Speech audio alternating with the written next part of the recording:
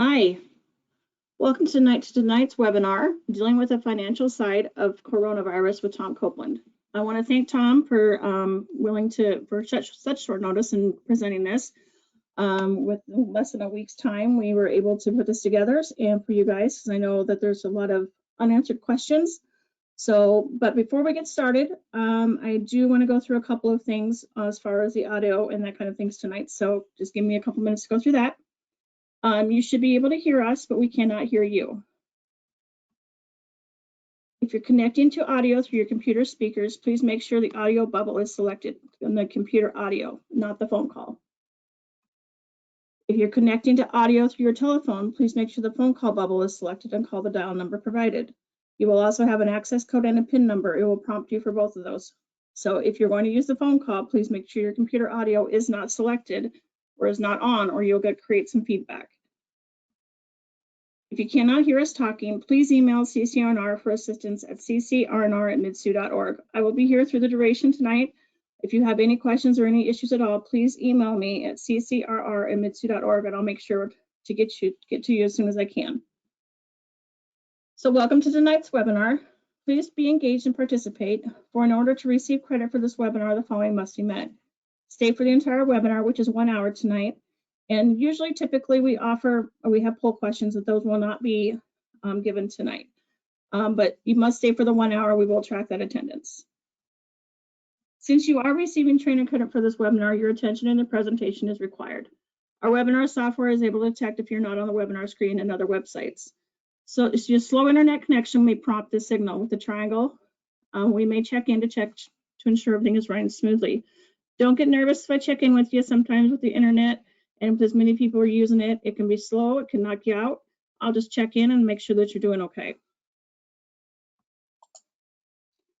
Certificates. There will be a certificate printed for this tonight, for this training.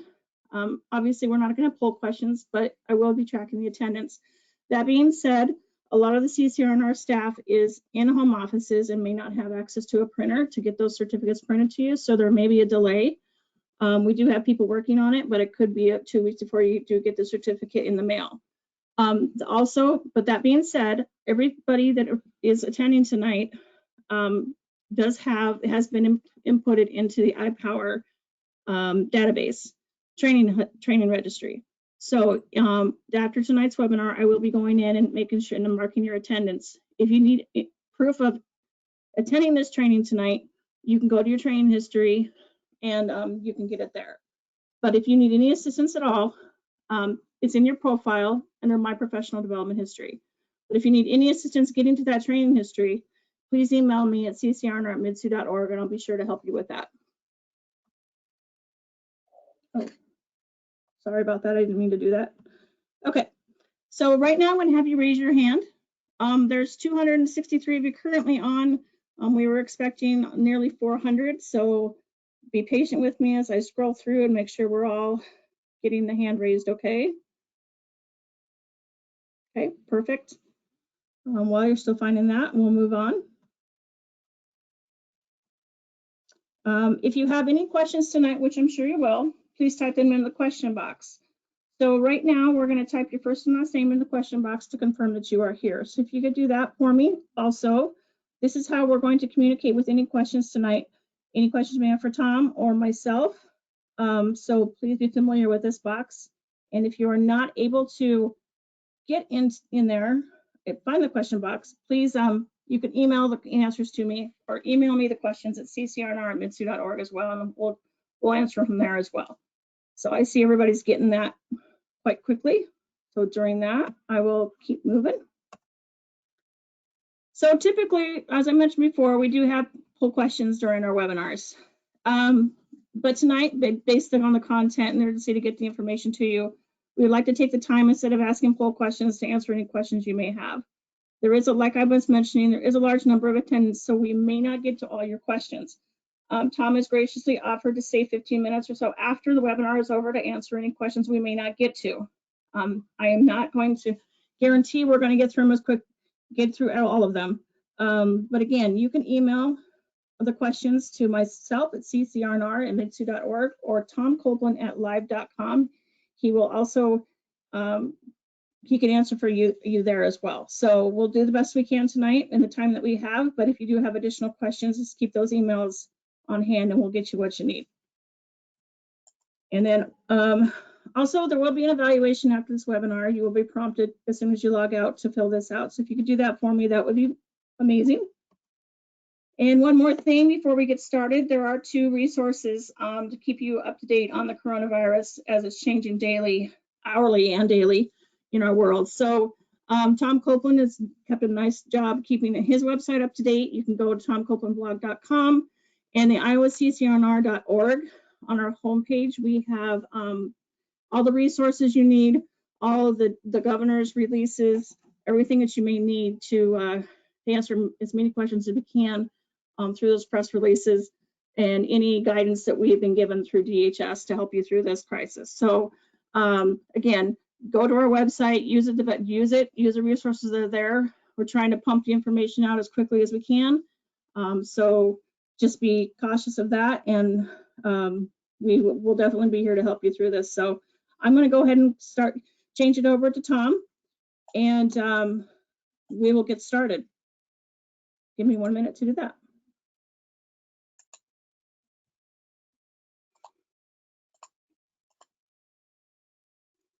Okay, Monique, can you see my screen? Yes, I can. All right, let's go. Welcome, everyone. I'm Tom Copeland. I'm coming to you from my home office in St. Paul, Minnesota. It's been a very dreary, rainy day. I've only gone out of the house to take a walk and do a trip to the grocery store. I am a licensed attorney who has been working on the business side of family child care for many, many years. And I try to help people be more successful as a business through training. I do a lot of live training, but not in the near future anymore here. We'll see what happens. But I do webinars such as this one. I also answer questions. If you have questions after tonight, well, we've already given you my email address. Here it is again. Here's my phone number as well. If you have questions on the other aspects of the business side of what you do, I'm also happy to try to answer those questions. I don't charge anything for answering any questions. This is a busy time dealing with this coronavirus. And as also is indicated in my blog, I'm writing articles on a regular basis about the coronavirus. I expect to be writing between now and next week probably 2 or 3 more articles updating on changes in tax rules, changes in what Congress does, and so on. I'm also on Facebook. Every time I write something on my website, it will appear on my Facebook page, and you can ask me questions on Facebook as well. As we're going along, post your questions under the heading where it says questions. And I will be looking at those throughout. I'm probably going to charge through some of this stuff, and then I'll look at some questions and sort of go back and forth. So I'll do the best I can to try to answer them all. And there's a question about unemployment. We'll get to that in a second. So, oh, what's that?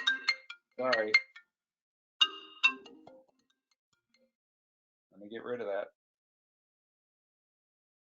Okay, so I'm not providing technical, professional, legal, tax assistance to you as an individual.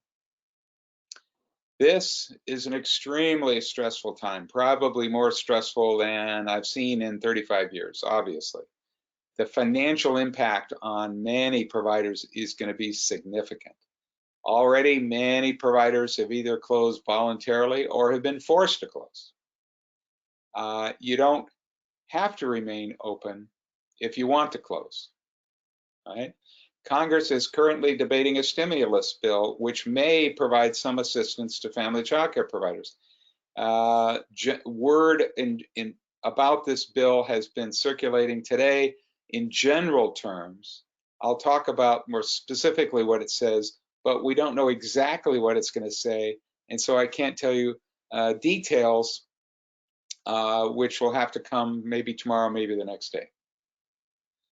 There is some relief in there for people as individuals, and we'll see whether or not there's something there that can help family childcare.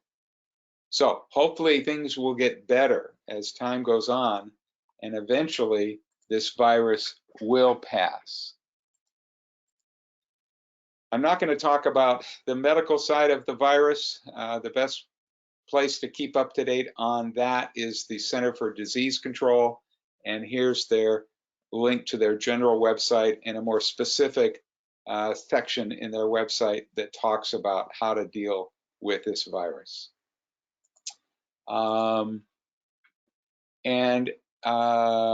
will be sending a copy of this PowerPoint to Monique, and she can share it with you if you would like to look at it later. So this is what I'm going to talk about. Loss of business income. You've lost money. Is there any insurance that can cover you? What can you do if you are forced to shut down, or if you choose to shut down? What can you do if a parent is temporarily leaving you? Can you exclude a child who you think is sick? Are you entitled to unemployment benefits? What are the tax implications of being shut down? And are there any federal or state programs that might help you or staff if you have employees? So let's first talk about insurance. If you lose income because of this virus, is there any insurance help? Well, your homeowners and business liability insurance policies will not help. They don't offer any coverage if you're losing money. If you have a business property insurance policy from one of these two companies, you may be covered. It's called business property insurance. You might have purchased that at the same time you got liability insurance. It might be a rider onto the liability insurance policy. It might be a separate policy. In general, business property insurance covers your property, furniture, appliances, etc., that are not covered by homeowners insurance. But some policies have what's called loss of business income coverage. So contact your business liability insurance agent to find out, do I have this kind of insurance? Do I have this insurance through one of these two companies? Because they are the only two companies that offer it. If you don't have business property insurance, you could ask your business liability insurance agent to get it for you. Or if you don't have liability insurance, you could contact an independent insurance agent who could contact these companies and see if you can get insurance through them that way. Now, here's the problem. These two insurance companies will only provide you with some coverage, some replacement of your lost income, if someone in your program contracts the virus and a government agency forces you to shut down. Both have to happen. Now, what if the person contracting the virus is your employee? Well, I've talked to the West Bend agent. They said their policy would cover that employee. What if your family contracts the virus? This insurance agent said, we're not sure if it would cover. What if the child's family member contracted the virus? The agent said, we're not sure. And someone just sent me 10 minutes ago a copy of what they got from West Bend when they applied for this insurance and coverage, and it listed a bunch of questions about who got the virus. Now, the problem, of course, is a parent could leave your program and the child is not sick. And later the child or the parent does get sick. Then what? Is your insurance going to cover you? We just don't know. So if you've been forced to shut down and you think somebody might have the virus, I think it's worth making a claim to find out, to get this sorted out. It's not likely that other insurance companies are going to offer this kind of insurance in the near future. So there's not a lot of hope here around insurance. All right, I'm scrolling through. Yep, okay. Next, what if you get sick? Well, some business liability insurance policies provide coverage if you get sick in the course of your work, you get the virus because you're working with kids with families. Some do, most don't, but it's something to look at. It provides a small amount of payment if you get sick. But normally, your coverage is going to be through your own health insurance policy. That's where you're going to get relief for medical expenses if you get sick. What if you shut down? Well, here's the heart of the matter.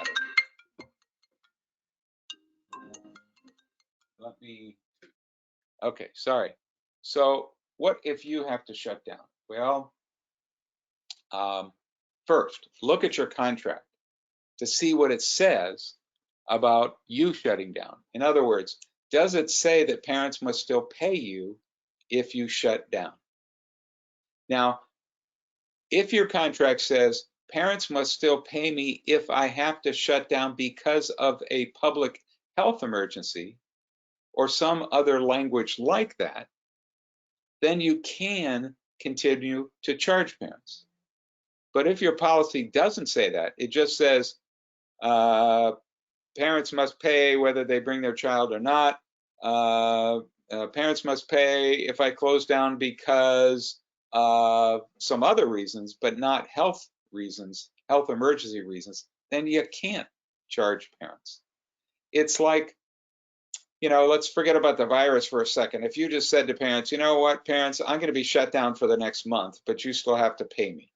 Well, not unless it says you can do that in your contract, because otherwise you're breaking the contract, because your contract says you're there to provide care Monday through Friday from 6 a.m. to 6 p.m. or whatever. All right. Now, your subsidy program may or may not continue to pay you for subsidized families if you are shut down. And I don't know if I was to determine that or not, that's possible. Now, assuming you don't have language in your contract that says parents must still pay me if I'm shut down because of a medical emergency, then you can change your contract. You can put down words now that says, parents, you do have to pay me. If you are going to change your contract now, for it to be enforceable, parents have got to sign it. If they're not signing it, then you can voluntarily ask parents if they will pay you something while you're closed, but you can't enforce it. Now, here's some language that you could consider using if you wanted to change your contract. The ABC Child Care Program may be forced to close down temporarily because of a public health emergency, such as the coronavirus. This may happen because I'm forced to shut down by a government agency, or because we believe it is in the best interests of our families that we do so.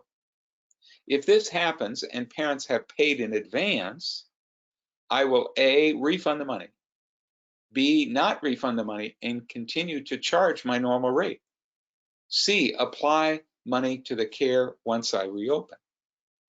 For parents who have not paid me in advance, I will A, charge my normal rate, B, charge half my normal rate, C, offer a 25% discount, D, don't charge parents during the shutdown. I give these examples to let you know that you can essentially set whatever rule you want. So parents have got to pay me, still pay me. Parents have got to pay me half. Parents have got to pay me only if they're still getting paid.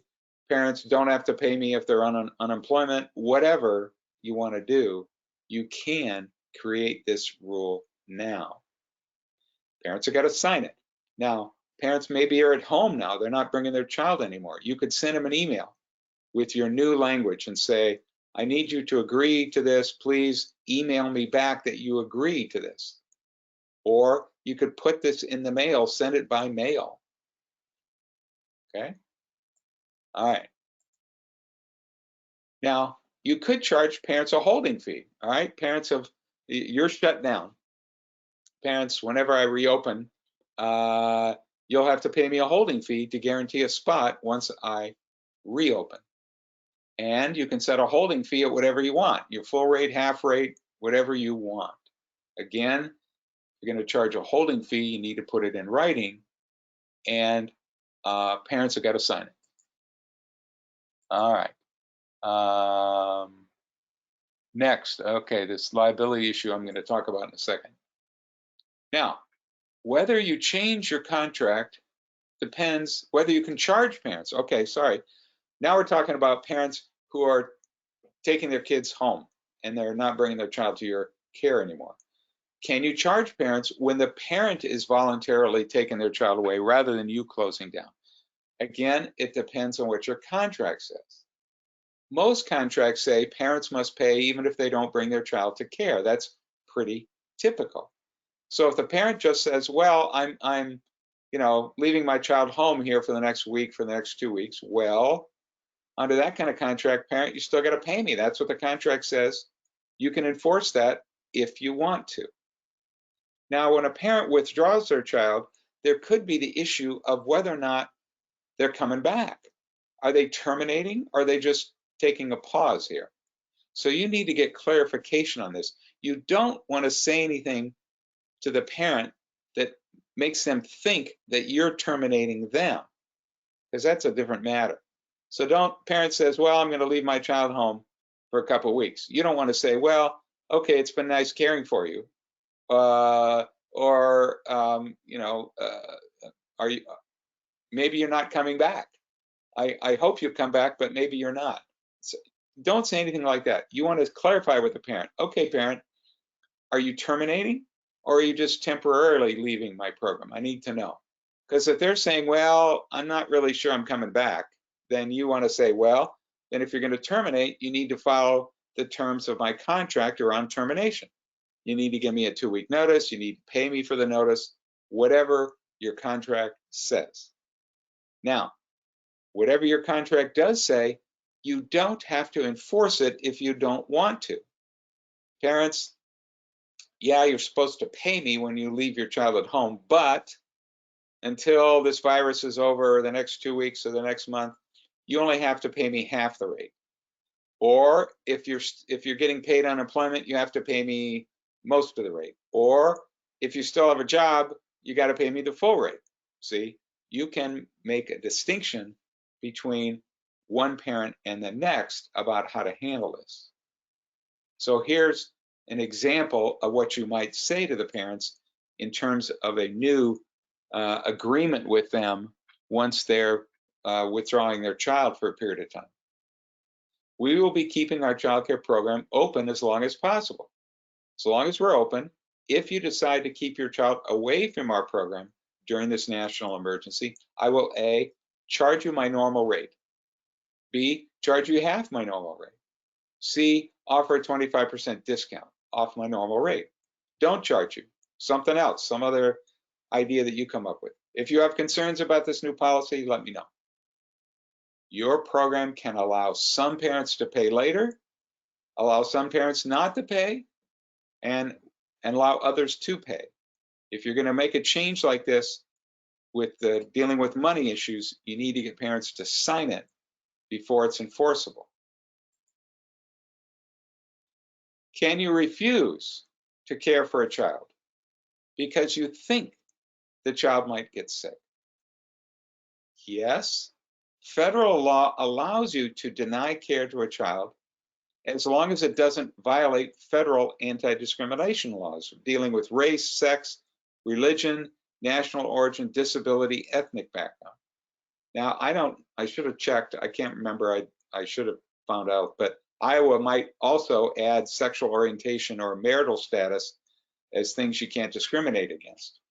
But you can, other than that, you can increase your standard for when you're going to care for a child. In other words, maybe a child has a little sniffle and you would continue to care for that child. But now a child sneezes when they walk in the door in the morning, you can say, that's it, you can't come here today. Or some little thing happens in the middle of the day, you can say, parent, you got to pick up now. And the parent says, well, wait a minute, this has happened before and you didn't tell me to pick up. And you would say, I know, I have a stricter rule now about caring for children who I think are going to be sick or even mildly ill. These are different times, so I have a different standard. you may have a sick policy that says parents get certain amount of unpaid or paid sick days. All right, so you need to follow whatever that is.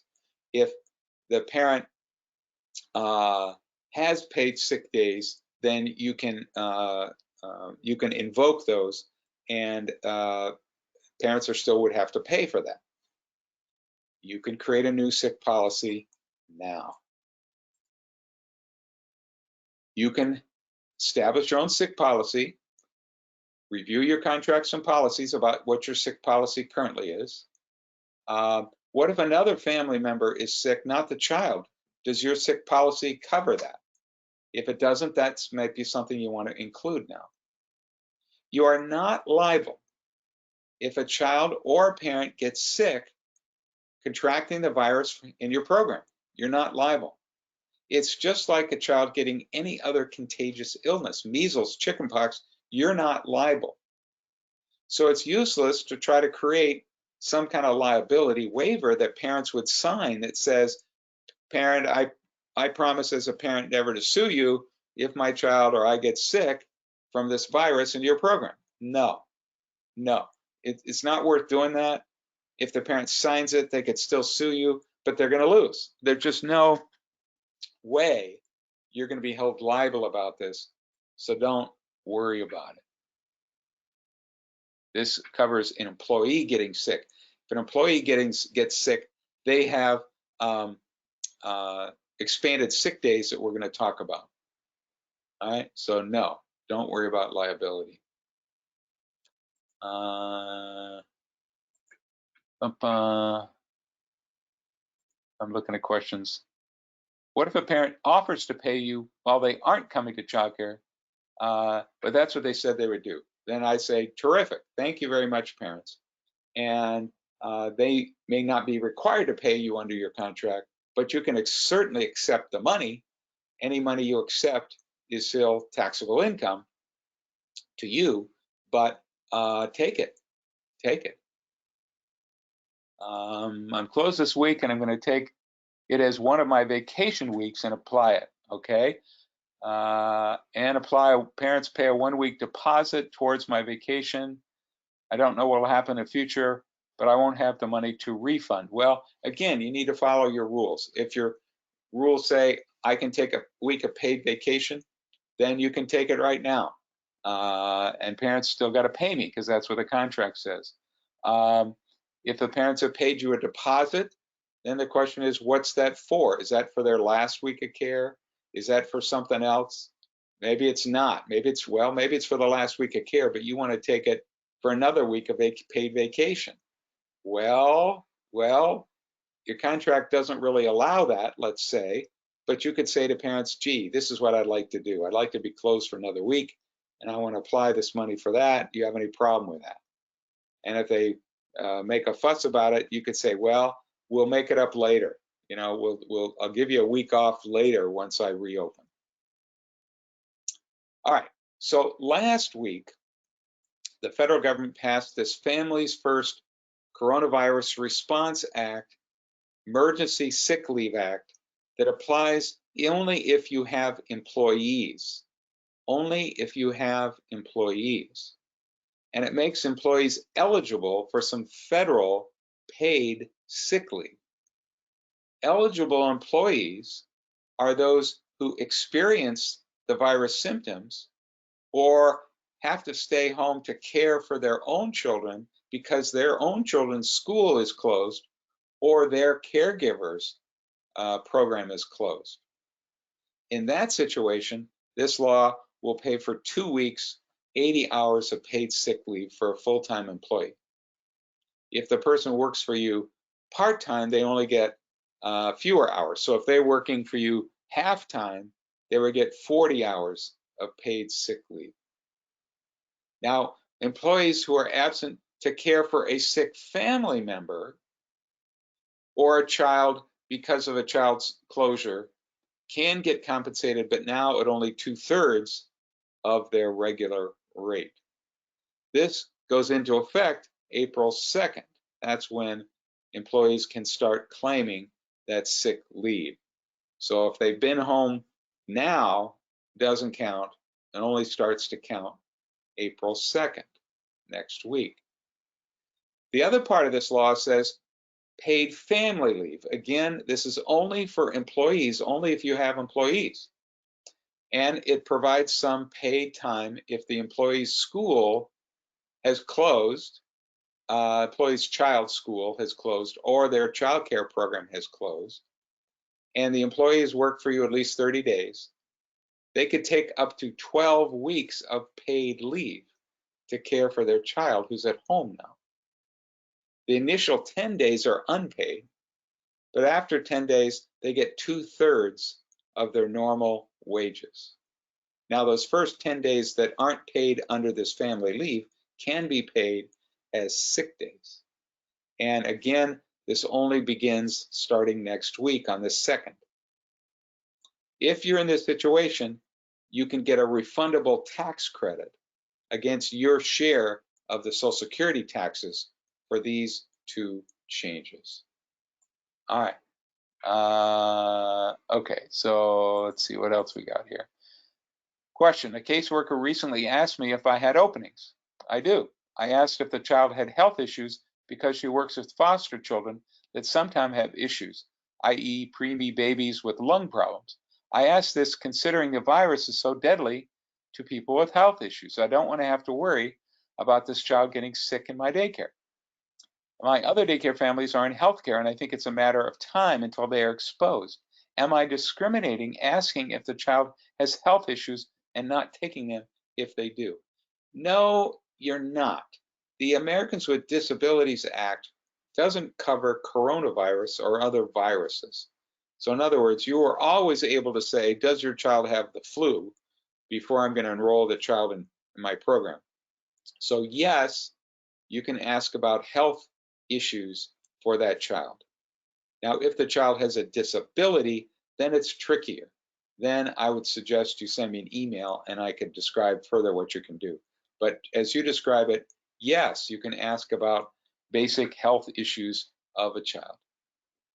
Question, if we already offer paid time off sick leave, does the 80 hours of sick leave need to be in addition to that or can be included within the sick time that employee has already accrued? Well, I have to pause here. The employee could choose to take your paid sick leave first and then could get 80 hours of paid sick leave under this new law. So it's in addition. It's in addition to whatever paid leave you're offering now. Question, I have parents who are working from home. I was told that they are suggesting that if the parent is working from home, they keep their kids home. Since I am open, but they are keeping their child home, they're getting paid. Is it out of line to ask them to pay me? No, no. Again, what does your contract say? You're open. I assume your contract says parents must pay even if their child doesn't show up. Parent has chosen to keep the child at home.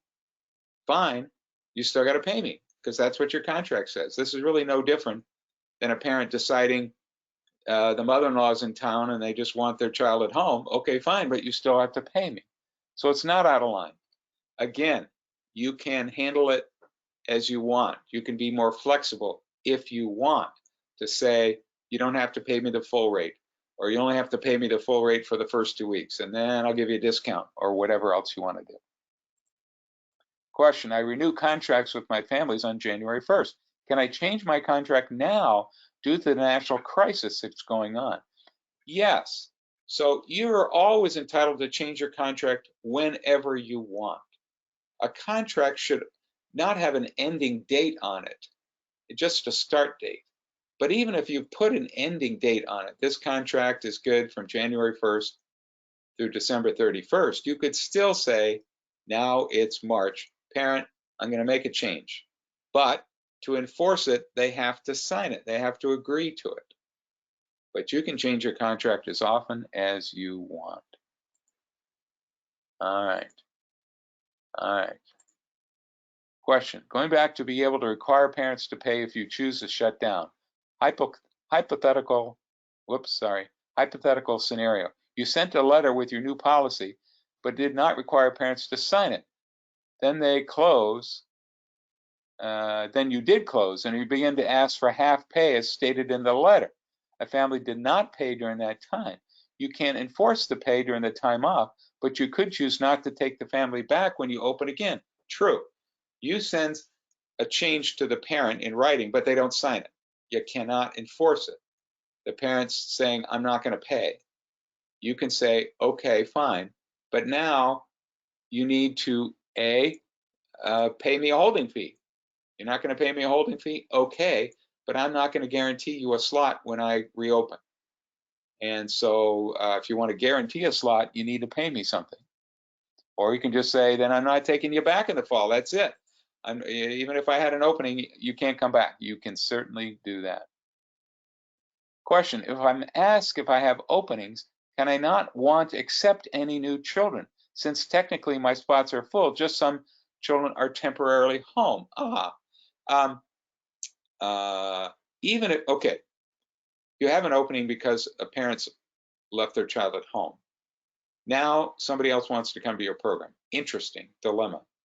Well, if their parents are paying you for that slot, even though they're at home, then I'd say you don't have an opening. Or you could say to the parent who's kept their child at home, parent, I got somebody else to fill the slot. Are you coming back? Are you paying me? If you're not paying me, I'm filling the slot because I need the money. See, you can pay me a holding fee to hold it for later, but right now I'm filling the slot. So, or you could say to the family, I'm sorry, I don't have an opening for new families, because that could be your rule. Even though you technically have an opening, you really don't because you're holding it for that other family. So it's okay to say, I'm sorry, I don't have an opening for any new families. That's how I would say it.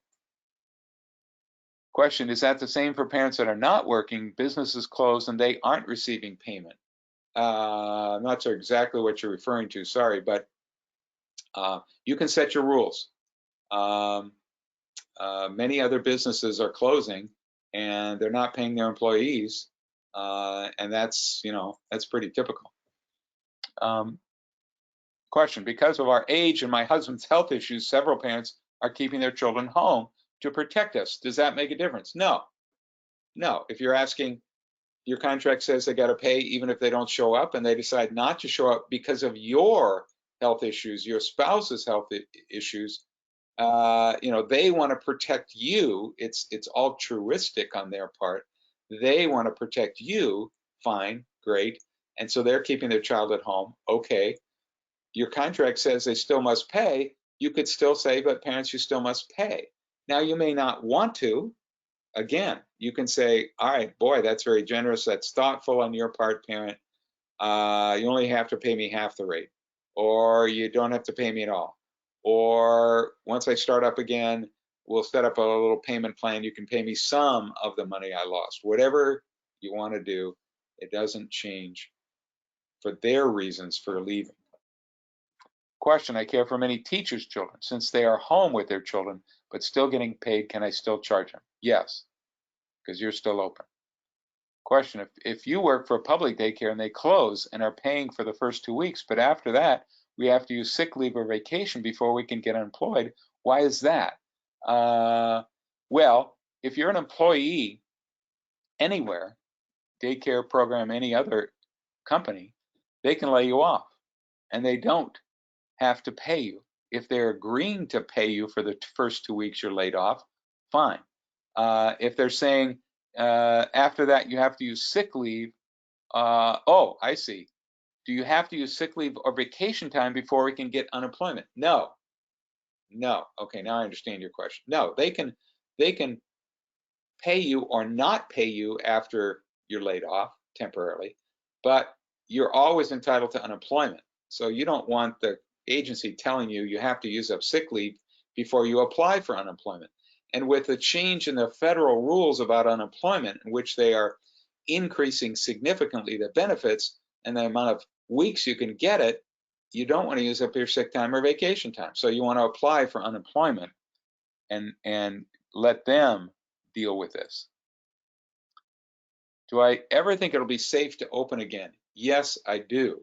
China is essentially back to normal, essentially.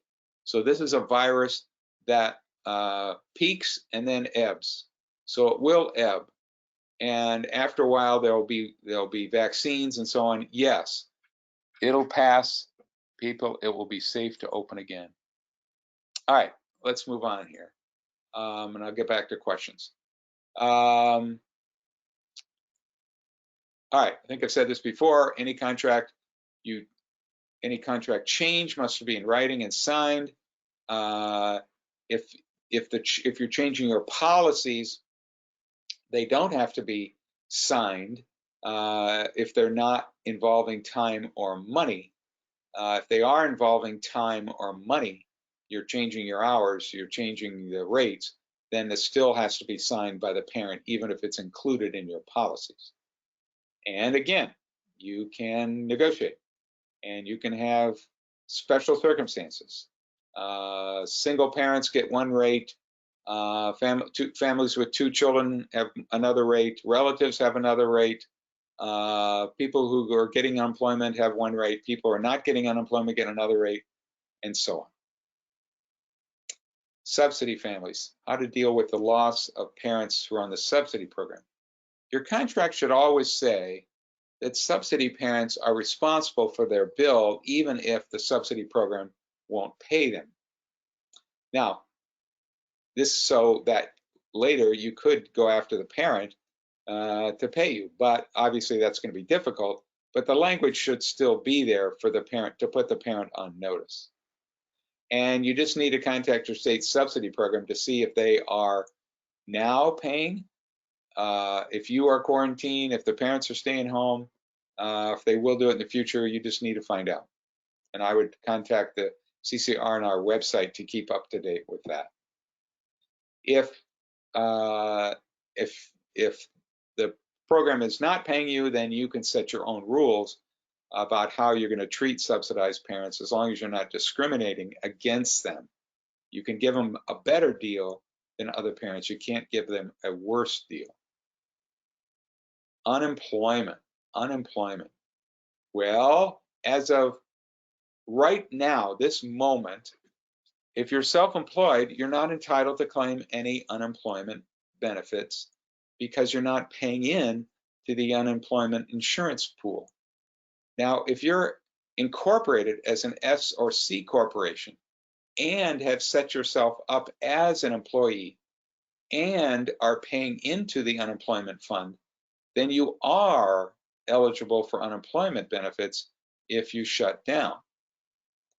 Now, if you have employees that you have to lay off, they are probably, most likely, very likely, to be eligible for unemployment benefits. Now, here's the thing. As I'm speaking to you right now, Congress is in the final stages of passing this new stimulus bill. And I've been reading summaries of what it says. And the summary says that they're significantly increasing the amount of the unemployment benefit and extending for a number of additional weeks how long people can get the benefits. And they're making them eligible for self-employed people. Now, the vast majority of you are self-employed. Does this mean family childcare providers who shut down are eligible for unemployment? It's not clear to me until they give us the fine print, what the law exactly says. I hesitate to say anything more. I think it's likely, if anything, that providers might be eligible for unemployment if you're forced to shut down. Now, Minnesota just today said businesses are required to shut down except for essential services, and childcare was listed as an essential service, so therefore providers are not required to shut down. So I just can't say more. I can't say anything more about what this new law is going to cover and will it cover you for unemployment. So stay tuned. As soon as I find out about it, as soon as the law is passed and we know, I'll write an article about it on my website. Loans. I would wait to find out if you're eligible for this unemployment benefit or eligible. Everybody's likely to be eligible to receive some cash. $1,000, $2,000, depending on your family circumstances. That seems to be in the bill. How soon would you get that money? I don't know. But if in the meantime you say, man, I need a loan, I can't keep going on without any money, then the SBA here is now currently offering lower interest loans because of people affected by the virus. And so there's a bunch of paperwork. You may or may not qualify because of your circumstances, but that's something that you might want to check out.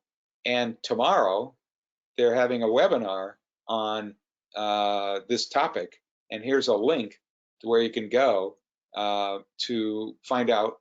It's the Des Moines chapter of the SBA to sign up for that webinar. Tax implications. Well, before we get there, let's take some more questions here. Question: all my teachers are paying full rate for their spots, but if I get a call for a temporary spot, I give a discount to those paying but are not coming to childcare. Okay, good, you can do that. Question: my parents won't come this week because I went out of state for spring break. Should they still pay me? Well, depends on what your contract says. It really doesn't matter what the virus is doing, it's what your contract says. Do they normally pay you when you go for spring break? Or is this a vacation day you took? What does your contract say? Follow that. Now, if you say, well, yeah, my contract says I don't get paid for that week, but boy, oh boy, am I hurting. Can I ask them to pay me for the week? Certainly you can. Okay. Question: I have parents who are home right now voluntarily. They are paying me. I've been asked to take children, and I have fears about taking new kids who could supply new germs. And I like a similar question. I'd like to help those who might need help, but I fear to do so because of the unforeseen healthcare risks. Kind of feeling guilty. No, do not feel guilty. Other than the walk I took today and going to the grocery store, the only time I'm going out of my house in the next 2 to 3 weeks is to take a walk. That's it. I think you want to keep the distance from people whenever possible, so don't feel guilty about not accepting a family because of your concerns. It's reasonable. Question: can I provide temporary care for a family if other families are not bringing their child, are still paying? Yeah, you can. You know that these other families aren't coming back for 2 weeks. Okay. Now you want to take on another family temporarily. You can. You can. Question: can I change my contract so that parents who are non-essential who are able to work at home, leave their childcare there, are required to keep their children home and pay me a holding fee to save their spot? Yeah. Well, I'm only open to essential people. Yes. So for just about every question that says, can I do this? The answer is going to be yes. Yes. Look at your contract, follow the contract. If it's not covered in the contract, create a new rule and do what you want then. Do they think daycare will be forced to shut down temporarily? I don't know. Question: all my teachers, okay. My policy says I'm only open when school is open. Yeah. So you have teachers, they're home with their children, which means I'm closed. In other words, you close when the school closes. Well, what does your contract say about that time? Are you being paid when schools close? If you are being paid on your contract, great. If not, then you could change your contract. Question: our daycare is in a church, so we have never paid into unemployment. And our staff do not currently qualify for unemployment. Any news of that changing? Wow, it's in a church, never paid into unemployment. Well, that sounds fishy to me because you should be either an employee of the church or employee of the center. And if you're none of those, you should have been treated. They should have been treated as an employee. So if so, that means they're still eligible for unemployment. So I would tell those employees to go file for unemployment. I don't know that they don't qualify. Find out from the unemployment office whether they don't qualify or not to make sure. All right. Yeah, when I say subsidy, DHS, that's what I mean. Question, if there's one policy you think we should add going forward in regards to this or any public health risk, such as this, what would it be? How would you word it best to protect us in the future? Well, I would have it in your contract that says, if I am closed because of a public health emergency, either voluntarily or involuntarily by a government agency, parents must still pay me. And then you can, after that, you can decide how much you want parents to pay. You know, parents must still pay the regular rate, but then you can always later negotiate it. I wouldn't put it in your contract because you never know what the new emergency might be and how long it might last. Question, I'm a one-person in-home daycare. Is it okay to drop a child that has autism because they need more than one-on-one than I can provide? I wouldn't be able to give the other children in my care the attention they need as well. Well, this doesn't apply, this doesn't relate to coronavirus, but the short answer is you need to provide what's reasonable. If the only way to provide care for a child who has autism is that it would create for you a significant difficulty or a significant expense, then you don't have to do it. But you would need to explore all the options. In other words, you would need another person in the room with you, okay? Are there any volunteers that could do that? If there are, you gotta do it. There aren't volunteers. How much would it cost? You would have to investigate. Is the cost to have somebody else come in there a significant difficulty for your program?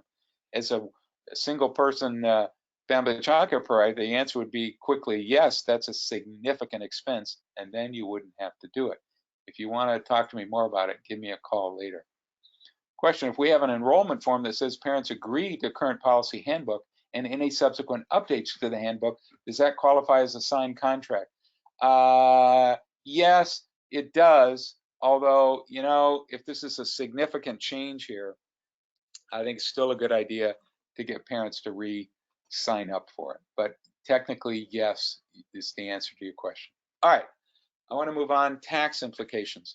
So this is tough. This is really tough economically. People going out of business, shut down, loss of income. Now what? What are some of the tax implications? First of all, any money that you didn't get because a parent left or you shut down, you cannot deduct as a business expense. That includes going forward, giving a discount, forgiving how much the parent owes you. It's just not a deduction. If you don't get the money, it's not a deduction. So now what? Here are some ideas.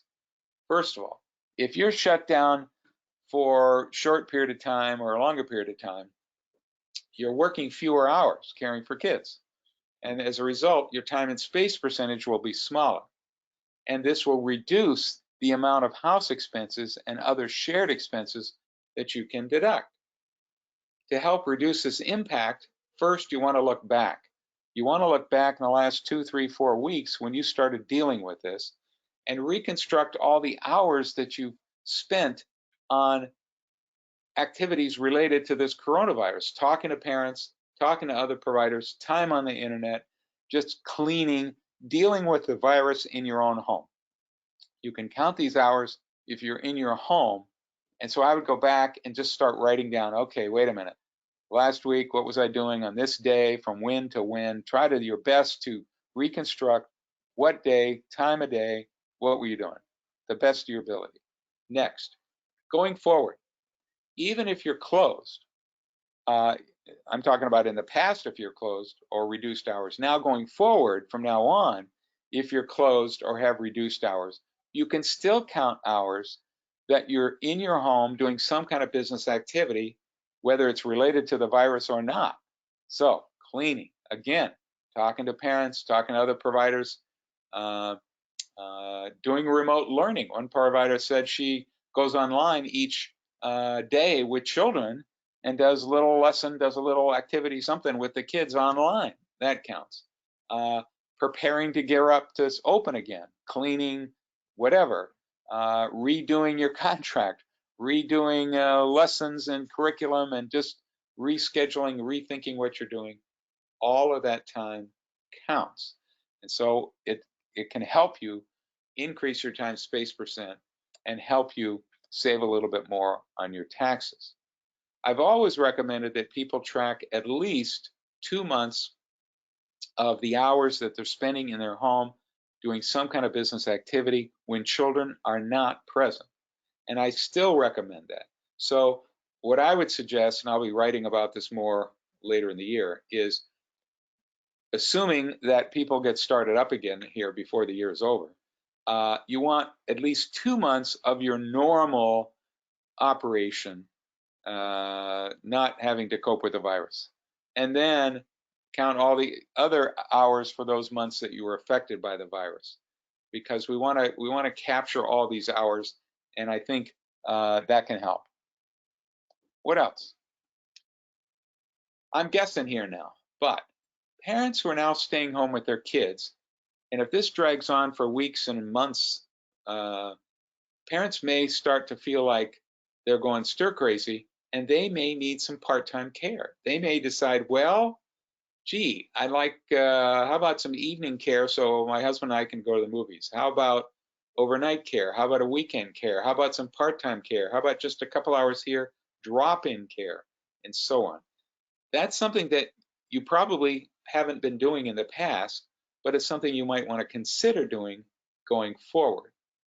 Schools are closed. Maybe now you want to consider caring for some school-age kids, if that's up your alley, because these school-agers are now at home.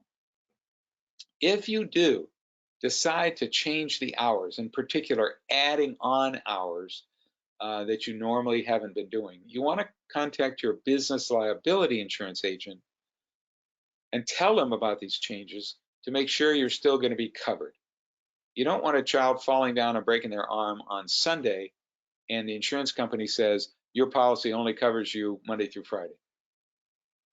Some providers may have to seek out other ways to make money other than doing childcare during this time.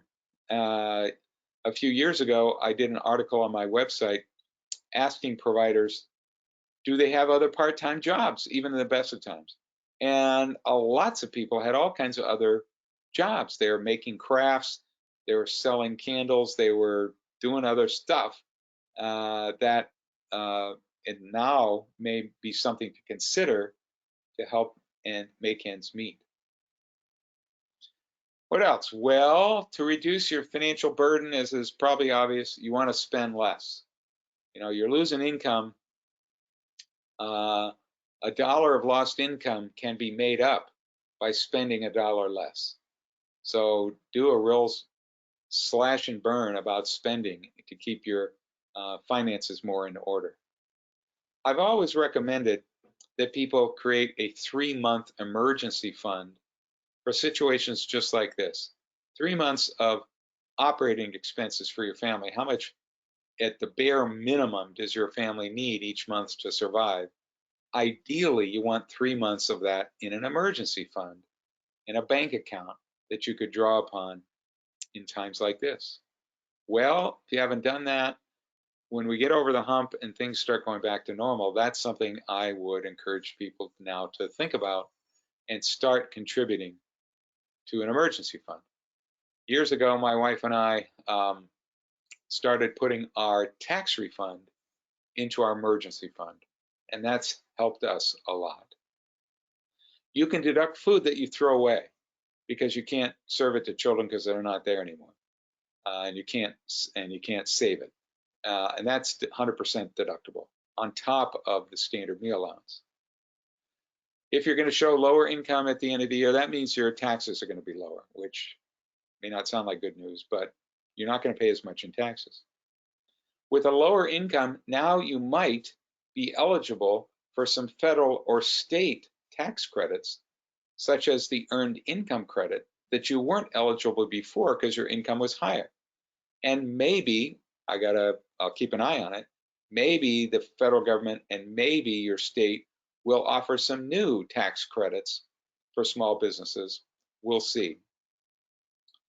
If your income is low enough, you may be eligible for food stamps. And here's a link to where you can get more information about that. What's next? Well, this is an extremely stressful time. I get it. Wow. I'm getting calls from people who are going out of business or losing income or desperate. We need to just watch to see what Congress is doing. As I said, big stimulus bill could be signed any day, any hour now. And I will let you know what that means when I write about it on my website. I wish I could say there's more. I mean, other than this stimulus package, there really isn't anything else out there specifically for family childcare.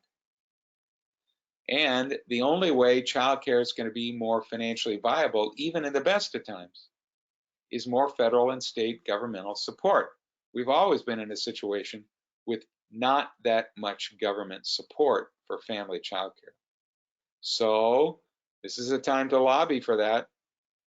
I've talked to people who are lobbying around the food program to try to get them to loosen up some food program rules, and made suggestions about giving everybody the tier 1 rate, or making the food program reimbursements not taxable. So I've been doing a little bit of lobbying that way.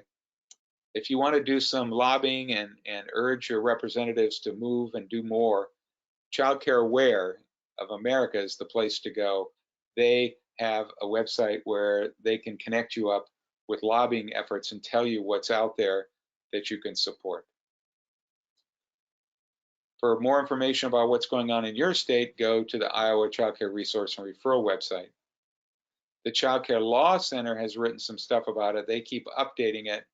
I've noticed today that their updates are referring more and more just to California. However, when this new bill gets passed, I'm sure they're going to write about it. That's a place to go for more information. One provider sent me a copy of a letter she sent to parents about her changing policies, and her letter was very lengthy and comprehensive. So I've provided a link to it here. All right, so that covers the main things I want to discuss. So now I'm going to try to answer other questions that you might have. All right, let's go here. Question: in Iowa, you can't charge subsidy parents anything extra. DHS also says if you close, they will not pay even if private parents are paying. Wow. All right, that's tough. That's not very generous. I would, follow what's the developments of this. These things could change. Follow developments on the CCR&R website.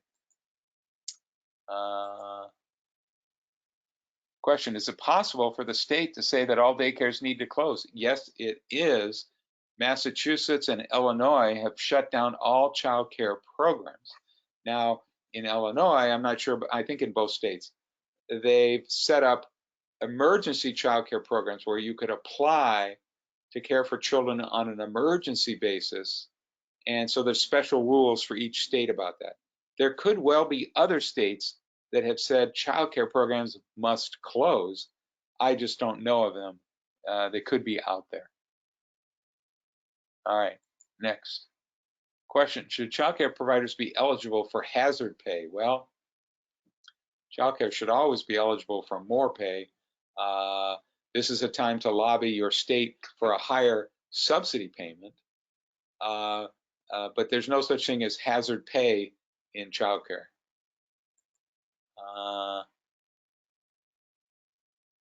Okay, question is, how do I find out about the new law? On my website. Here's my website here.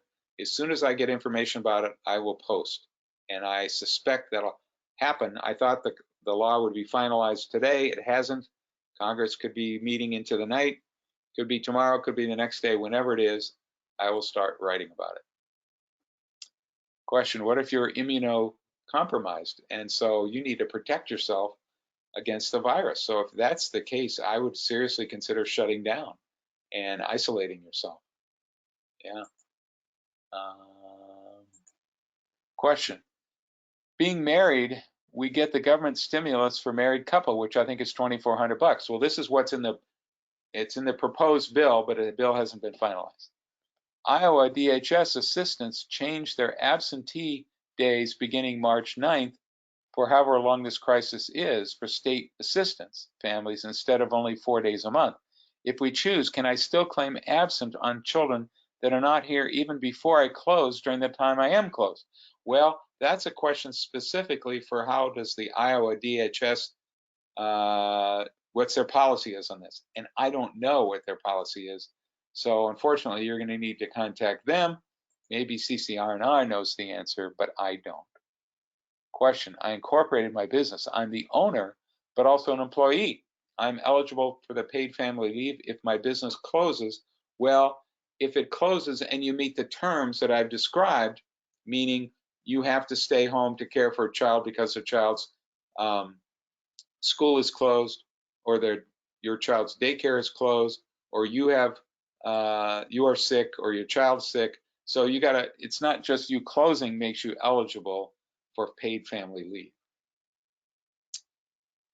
But you would be eligible for unemployment, and the unemployment benefit's going to go way up, as I said, because you're an employee. It applies to you for unemployment.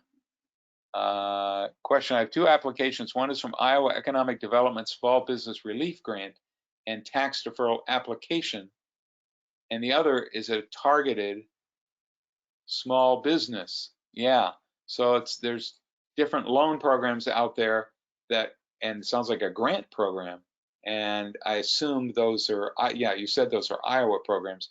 So yes, contact your Iowa small business.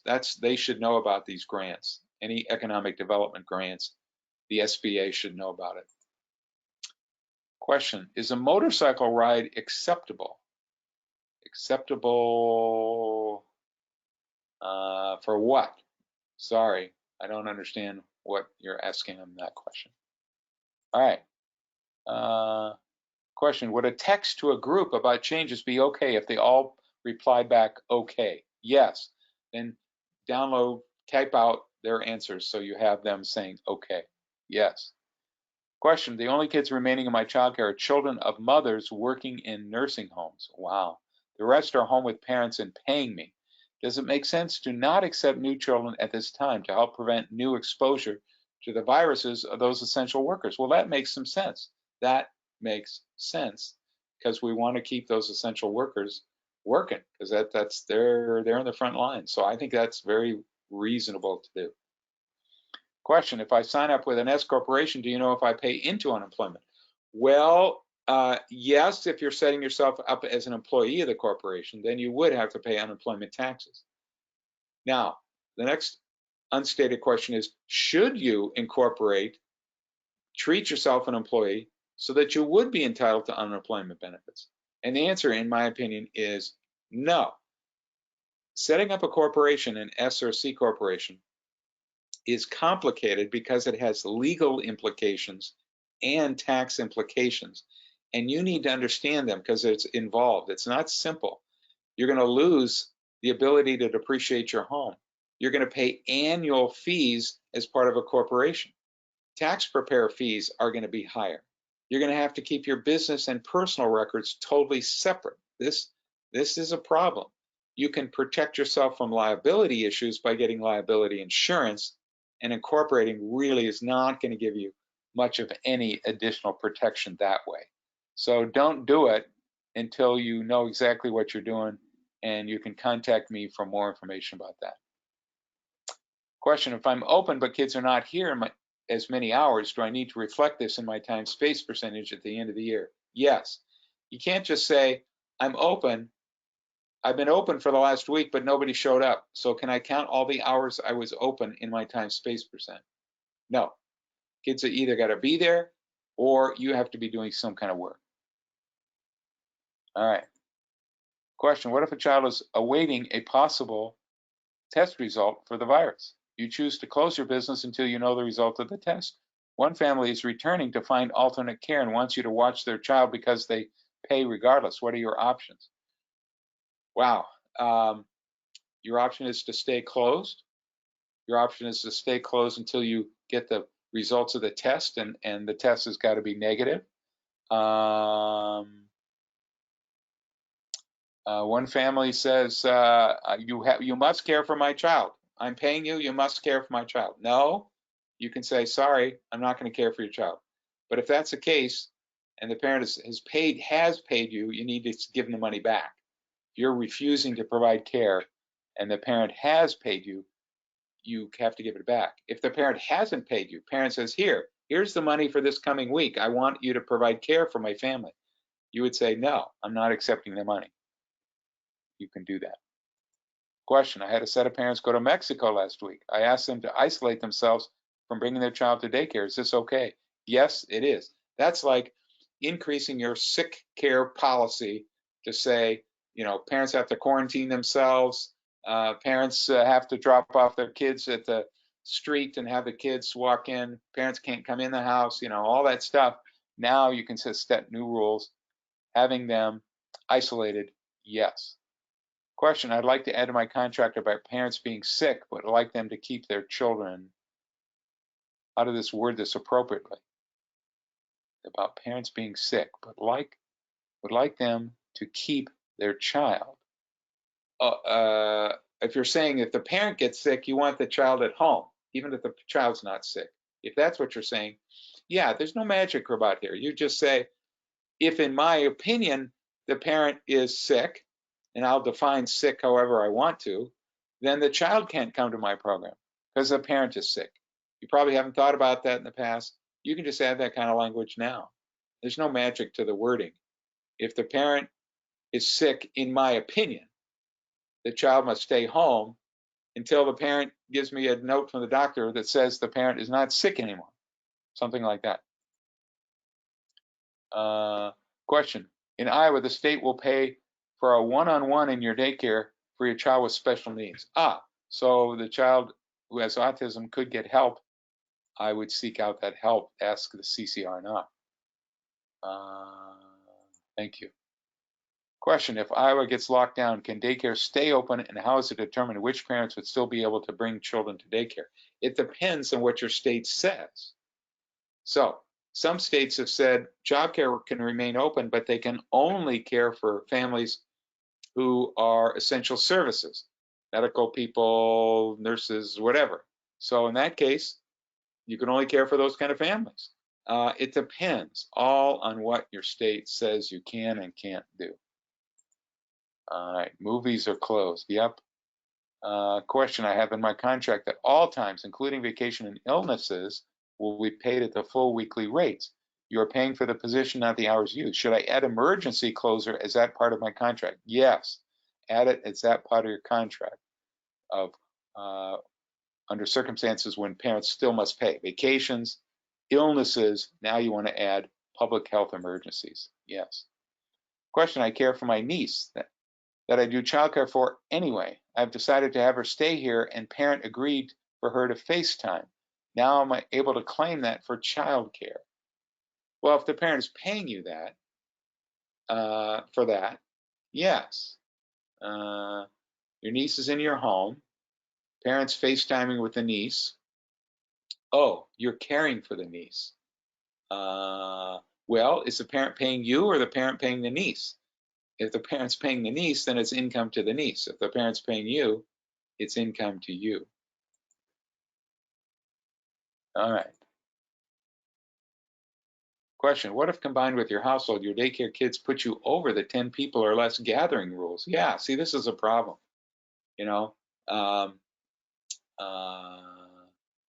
The guidance from the Centers for Disease Control says, don't be in a group larger than 5 or larger than 6 or larger than 8, and you've got 10.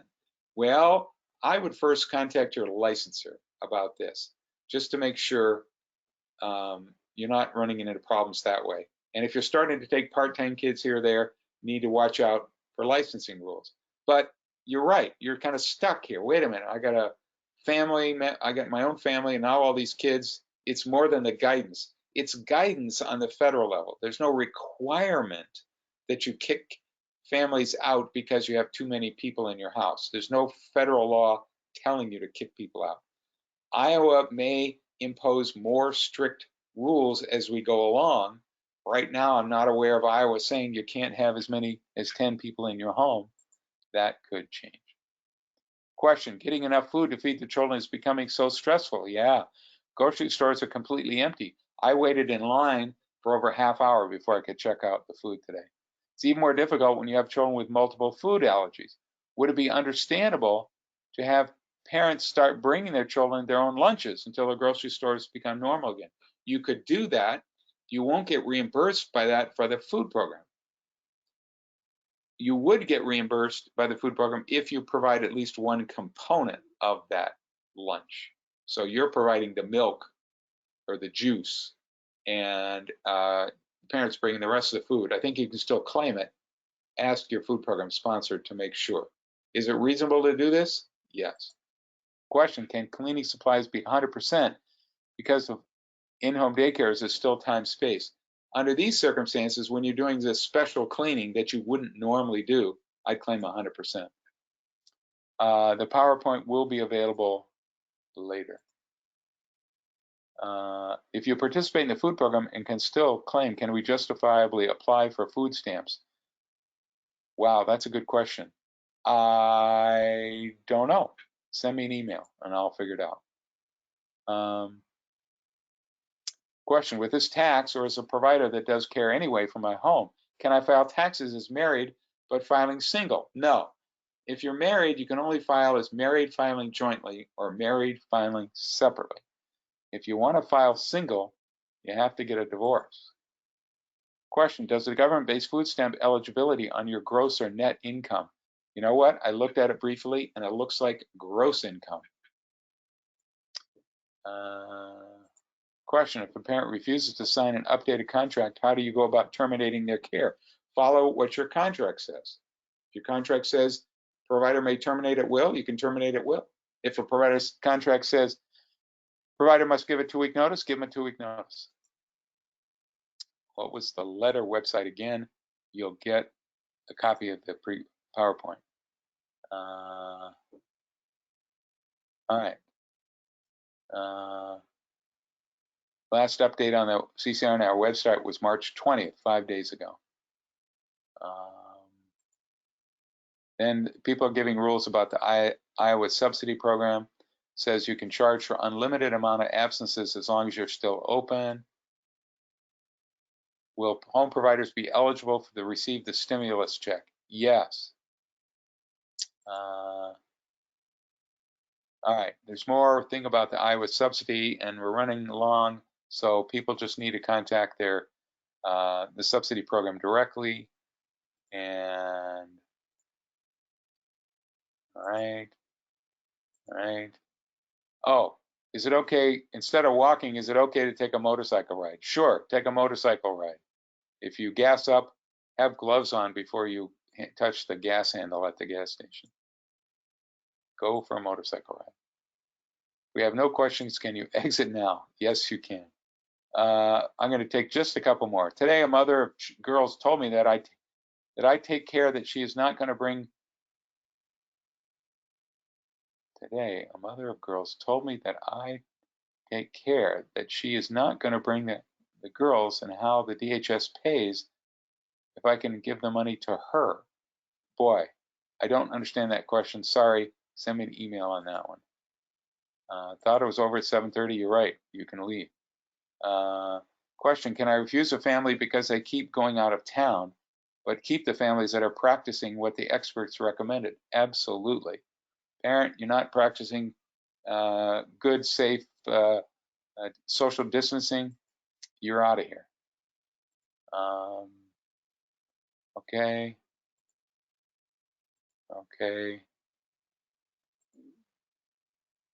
All right, more about Iowa. I was in Florida last week, so I'm doing 14-day quarantine. Good. I told parents I would not charge during this time, but after 14 days I would charge. Fine. My contract states here or not, you pay contracted hours. Can I enforce this? Yes. All right. So, I'm